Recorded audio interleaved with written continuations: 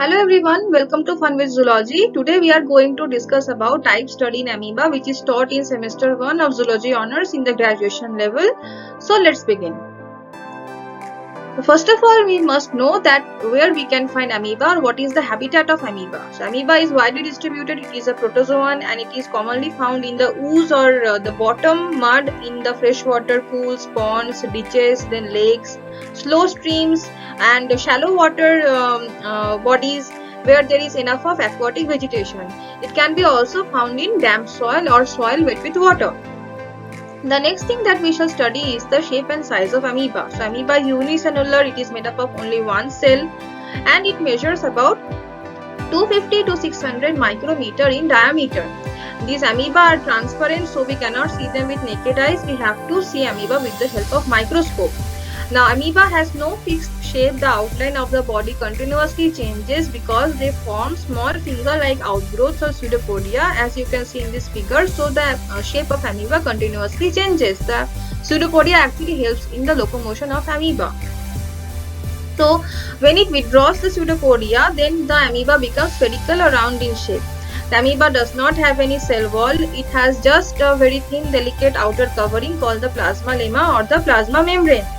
So the pseudopodia are actually the false foot. Means the pseudopodia word is derived from two Greek words, pseudos which means false and podos which means foot. So actually pseudopodia are the false foot and they are found in all the species of amoeba, and actually they are very irregular, blunt extension. You can see in this figure that these are the pseudopodia. They are irregular, they are blunt, they are extensions of the cytoplasm. They are given out and again withdrawn inside the body. The pseudopodia can be of different size, different shape. They are protruded and then retracted. So sometimes the pseudopodia can be broad and cylindrical. They have a blunt round tip and they are made up of both ectoplasm and endoplasm. Such type of pseudopodia are called lobopodia, as you can see in Amoeba proteus. So here, in case of, if you are asked what is a lobopodia, you can say the lobopodia are broad, cylindrical, then blunt, round tip formation or extension of the cytoplasm made with both ectoplasm as well as endoplasm. Now they are formed, these pseudopodia or lobopodia are formed due to the flowing of cytoplasm, and they help in the movement or locomotion of amoeba and also helps the amoeba to engulf any food material. So it helps in feeding as well as locomotion. Next we shall study about the plasma lemma. In amoeba there is no pellicle or cell wall. Its body or the cell is just covered by a very thin, very delicate, invisible and elastic external cell membrane, which is called the plasma lemma or plasma membrane.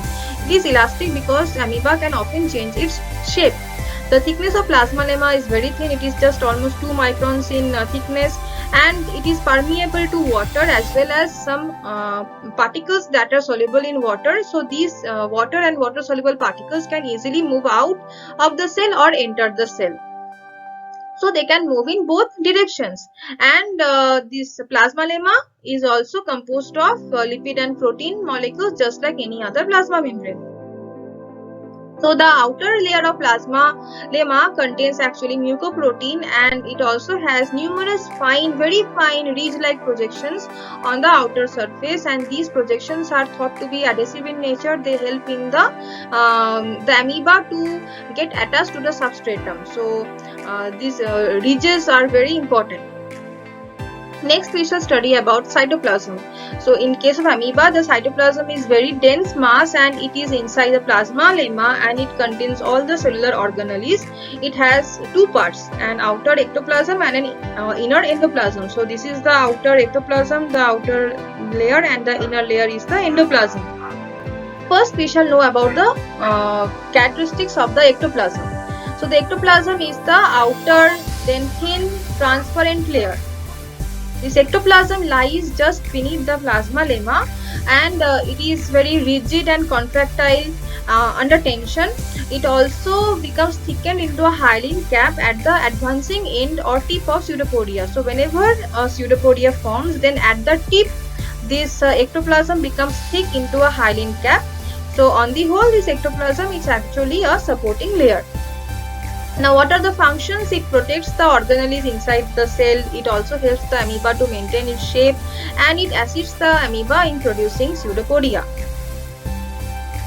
Next, we shall discuss about endoplasm. So, this endoplasm is actually lies within the ectoplasm. It is surrounded by the ectoplasm, and it forms the main bulk of the cell. It is fluid-like, then it is granular, and it is semi-transparent. So, ectoplasm was completely transparent, and endoplasm is semi-transparent. According to Mask, the endoplasm is made up of peripheral, viscid, or gel-like state, and the central part is sol-like state. So endoplasm has both plasma gel, that is gel-like, and plasma sol, that is solution-like. The plasma gel is granular and more solid, like you can understand by the name itself. Gel means it is little solid-like. So plasma gel is granular and solid, but the granules do not show any movement. While the plasma sol shows streaming movement, it can flow because it is liquid-like in nature. It is highly granular fluid, and it can form various structures. This plasma gel can be converted into plasma sol, and plasma sol can be converted into plasma gel. So both these modifications or changes can occur anytime. The endoplasm also contains the organelles of the cell, and it supports all the physiological functions that occur inside the cell, and this frequent change in gel and sol helps in the production of or formation of pseudopodia. Next, we shall discuss about nucleus. Now, amoeba has a single large conspicuous nucleus. This is the nucleus. It is large, it is flat, it is disc-like or discoidal, and biconcave. That means it is slightly concave shape on both sides, and they are biconcave in the young amoeba, while they are folded and convoluted in case of the older amoeba. So, what is the function of nucleus in amoeba? Just like all other cells, nucleus in case of amoeba stores the genetic information and controls all other actions in amoeba. The contractile vacuoles are also found in amoeba, but in this case they are just round in shape. They do not have any radiating arms like in case of euglena. So they are bubble-like in case of amoeba. They are found in the endoplasm. These contractile vacuoles, they are single, they are clear, round, transparent, and very fast growing. They are filled with water-like fluid, and they are continuously contracted and expanded. That means they contract, they shrink, again they expand. So due to this nature of contraction and expansion, the contractile vacuoles are named so. They have a very important function. They help in osmoregulation and maintaining the water balance as well as excretion of amoeba. Food vacuoles are also very important organelle. They are spherical spaces. These are the food vacuoles. As you can see, these are the food vacuoles. They are small round organelles. They contain water and the food, and they are scattered all over the endoplasm. These food vacuoles, they engulf, when the amoeba engulfs the food, it enters the food vacuole, and they are digested within the food vacuole. And when the digestion is over, the undigested material is thrown out of the cell. So digestion takes place within the food vacuole. Now, when this digestion is over, the food vacuoles disappear, and the main function of food vacuoles is storage of food material, also digestion of food, and they can also help in excretion of the undigested food matter. Water vacuoles or water globules are also found in amoeba. The small rounded organelles are actually the water vacuoles. So they are smallest and part of the smallest organelle. They are transparent, spherical, or round in shape. They are filled with water. They can be one or many in number, and they are not contractile like the contractile vacuole. So their main function is containing water and keeping the water balance constant within the cell of the amoeba. The other organelles that are found in amoeba are the Golgi bodies. They are small, tube-like and vesicle-like, and they help in secretion and excretion of food. Then mitochondria is present around the contractile vacuoles, and they are more or less oval and and have this tubular system, cristae. Then they help in respiration and energy generation. The lysosomes are also found. They are membrane-bound, small spherical bodies. They are scattered in the endoplasm. The ribosomes are also found in amoeba. They are either attached to the endoplasmic reticulum or they are scattered in the endoplasm. So these are all about the different organelles in case of amoeba. Next, we shall study about the locomotion. So amoeba locomotes with the help of pseudopodia. At the time of locomotion, they produce the pseudopodia in different parts of the cell, and when they have locomoted, the pseudopodia disappeared within the body. So this type of locomotion in amoeba is called amoeboid movement. Now simultaneously with the formation of pseudopodia, the protoplasm of the body flows in that direction in which the pseudopodia forms or the amoeba has to move. Now when the new pseudopodia are formed, the older ones disappear, and in this way the amoeba locomotes by rolling. Now there are different theories which explain the formation of pseudopodia and locomotion in amoeba. We shall discuss each of them in detail because questions come from all these theories. The first theory is rolling movement theory, which was proposed by Jennings. In this theory, the movement was observed in amoeba, and it was considered to be as rolling movement. It is seen in two species, that is amoeba verrucosa and amoeba striata, because in these species the surface pellicle is present. In other species, the pellicle is absent. So Jennings explained that amoeboid movement takes place due to the rolling movement of the body surface. So here you can see in the picture the amoeba rolls on the substratum, and due to this rolling movement they can move from one place to another in a particular direction. So this is, and amoeba here actually acts like any fluid filled sac. So this was about the rolling movement theory that was proposed by Jennings. Another theory is the contraction theory. It was given by Heitzmann and Schultz. So according to this theory, the pseudopodia is formed due to contraction. So they explain that contraction occurs in the posterior portion of amoeba, and due to this contraction in the posterior portion, the pseudopodia forms in the anterior portion. But this is not valid because only contraction cannot lead to the formation of pseudopodia. So this was partly not accepted by all. The third theory is walking movement theory. It was given by Dellinger. According to this theory, pseudopodia forms in the front part. This pseudopodia acts like the feet of amoeba and helps in locomotion. So pseudopodia disappears in the back part, and when it disappears, it forms wrinkles. These wrinkles are called uroids. So in this picture, you can see that these wrinkles, they are called the uroids. That means earlier pseudopodia was formed here, but now it has disappeared, ultimately leading to the formation of wrinkled uroids. Now again, this theory was also not right because at the time of locomotion, amoeba is in contact with the surface, it cannot walk. So this type of locomotion that you can see in the picture, it actually does not happen because amoeba totally gets attached to the substratum. It cannot walk with the help of pseudopodia. Another theory is the surface tension theory. It was proposed by Berthold and Boosely and Rumbler. They supported this theory. According to this theory, pseudopodia are formed due to difference in the surface tension of the body of the amoeba and the ground. So actually this is based on the surface tension that is present within the body of the amoeba and the substratum on which it is moving. Another theory that is very well accepted is the sol-gel theory. It is also known as change in viscosity theory. It was proposed by Hyman and later studied in detail by Pantin and Mask. Now this theory suggested that pseudopodia are formed due to the conversion of plasma gel and plasma sol. In this figure you can see that first of all this plasma gel is converted into plasma sol. So this solution now pushes the formation of pseudopodia from within, then the pseudopodia are formed, and again this plasma sol is converted to plasma gel. So gel converts to sol, leads to the formation of pseudopodia, again the sol converts to gel. So in this way the pseudopodia are formed.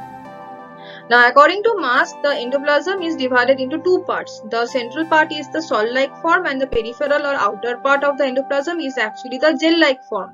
Now when the amoeba is locomoting or it is in locomotion, the sol flows in the direction of the locomotion. So suppose the amoeba has to move forward, the sol also flows in the forward direction and it breaks the gel barrier.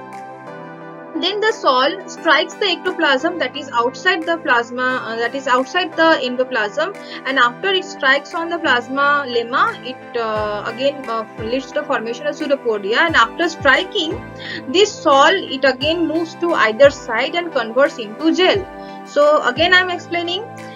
Outer part is the ectoplasm, inner part is the endoplasm. Endoplasm has again two parts. Inner part is sol-like, outer part is gel-like.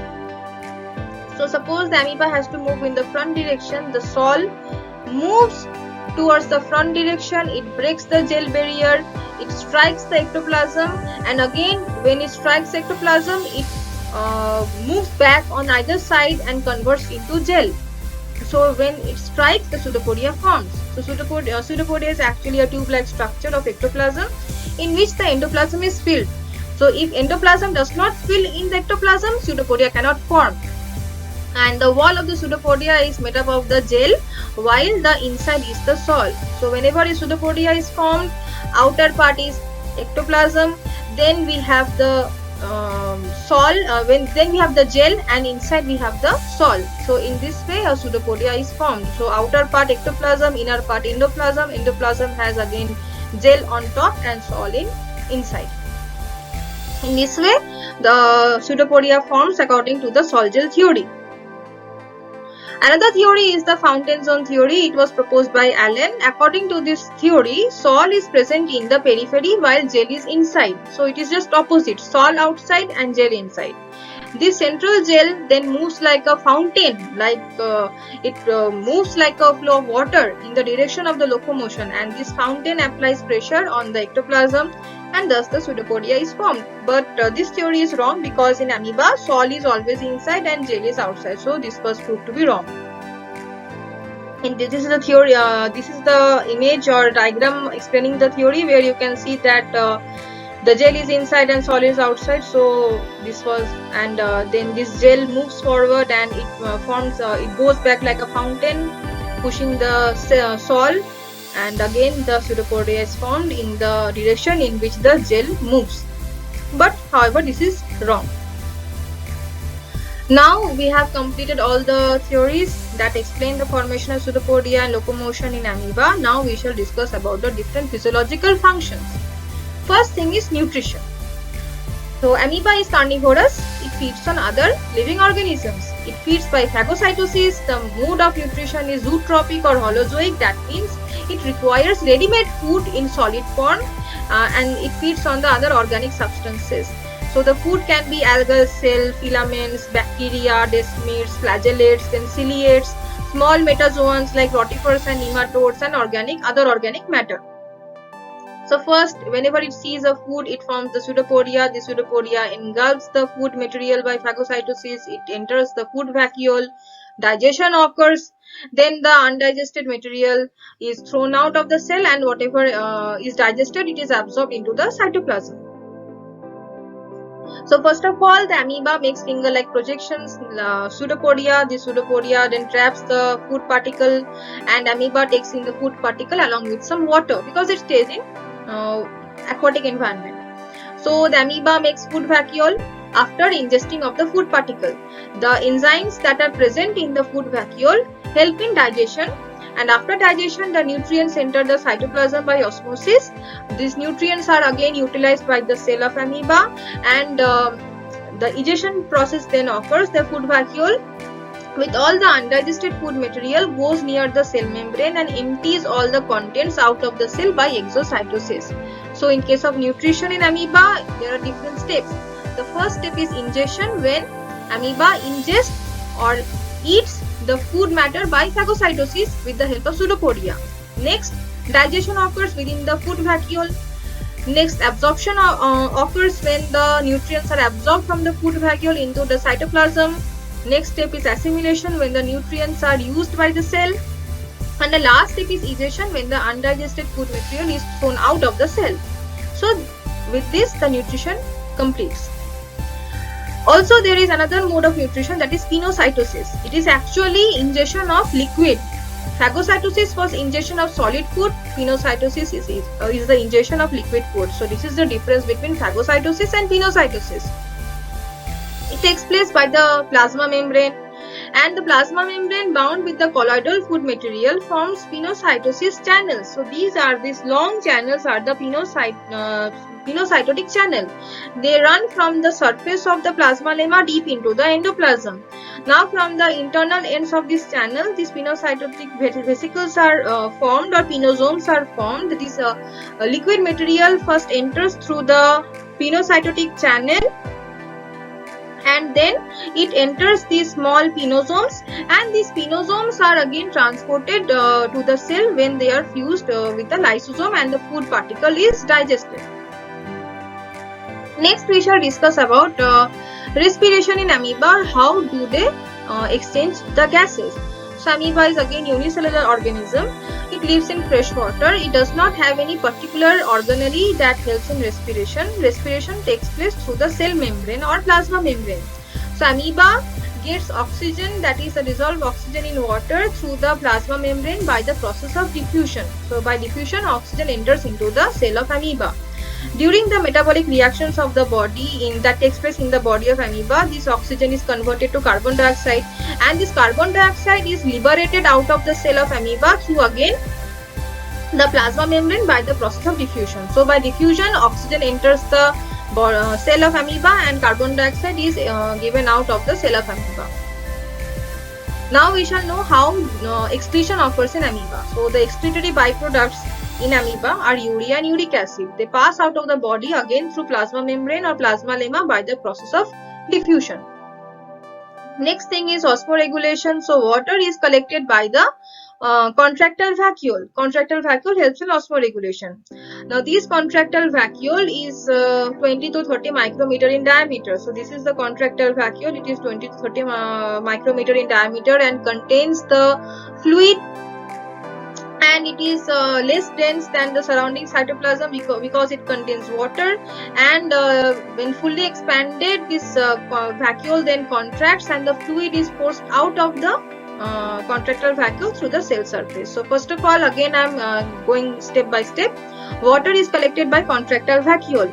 It expands, it becomes huge in size, and the inner part of the contractile vacuole is liquidy or water-like because it has absorbed all the water. Now when it has fully expanded, it goes near the cell surface and just the fluid is forced out of the contractile vacuole through the cell surface. So in this way, osmoregulation is done and water balance is maintained inside the body of amoeba. So water is discharged to the exterior by vacuoles, and these vacuoles may also contain some traces of the undigested food particles or the respiratory gases or the metabolic waste. The vacuolar activity increases when distilled water is injected and stops when the animal is put in salty water. So if the amoeba is put in distilled water, then the vacuolar activity will increase, the contractile vacuole will increase in expand, and when the amoeba is put in salt water or is treated with potassium cyanide, then the contractile vacuole will shrink. Now as soon as the old vacuole disappears or it has given out the water, then a new vacuole is formed, and the rate of contraction of a vacuole varies from a few seconds to several minutes. So in this way, osmoregulation is maintained. Next we shall discuss about reproduction in amoeba, which occurs by binary fission. So amoeba reproduces by a common asexual reproduction method called binary fission. After the amoeba has replicated its nucleus and the genetic material by mitotic division, the cell then divides into two equal daughter cells, and with the help of division of the cytoplasm. So first the nucleus is divided, next the cytoplasm is divided. The genetic material is equally divided into the two daughter cells so that the daughter cells are genetically identical to each other and the parent cell. So this is the parent cell. Here you can see the nucleus is dividing, nucleus has divided, now the cytoplasm is dividing. Finally, the two new daughter cells are formed which are genetically same or identical to each other as well as to that of the parent. In this process, the nucleus of amoeba first divides to form the two daughter nuclei, and this process is called karyokinesis. After karyokinesis or after the nucleus has divided, the process of cytokinesis takes place in which the cytoplasm and the cellular organelles divide for the two daughter cells. So this leads to the formation of two new amoebae, and these amoebae are they have nucleus, they have their own cytoplasm, they have their own cellular organelle. In this way, binary fission occurs. So what is karyokinesis? So karyokinesis is the process of division of nucleus It is the separation of the daughter chromosomes into the two daughter nuclei, and cytokinesis is the process of division of cytoplasm. So this was about the binary fission in amoeba. The last thing that we shall study is the sensitivity of amoeba. Means these amoeba are very sensitive in nature. They have no nervous system, they do not have any sense organs, but they are very sensitive, they are highly sensitive to the stimuli that they can receive from the outer environment, and they give negative response to any mechanical obstacle. So if they are pricked or touched, they avoid the obstacle. They also move away from salt, sugar, acid and alkali. They avoid darkness and also strong light, but they show positive response towards normal diffuse light. Now they become globular or round if electric current is passed in the water, and they are most active at a temperature of 20 to 25 degrees centigrade, while at lower temperature their activity becomes less. So with the lowering of temperature, they show less activity, and thus all these responses that an amoeba shows towards the different stimuli from the environment, we can tell that, or we can suggest that the amoeba are oriented in such a way that they benefit, these help the animal to the maximum. So the amoeba protects itself from any mechanical obstacle, from salt, sugar, acid, alkali, from electricity, then from high temperature or very low temperature. So in this way the amoeba is oriented in such a way that it has maximum benefit. So this was all about the type study of amoeba. I hope you have understood each and everything in detail. So if you have understood, then do like, share and subscribe to my channel, and press the bell icon so that you may get a notification of all the upcoming videos. That's all for today. Thank you.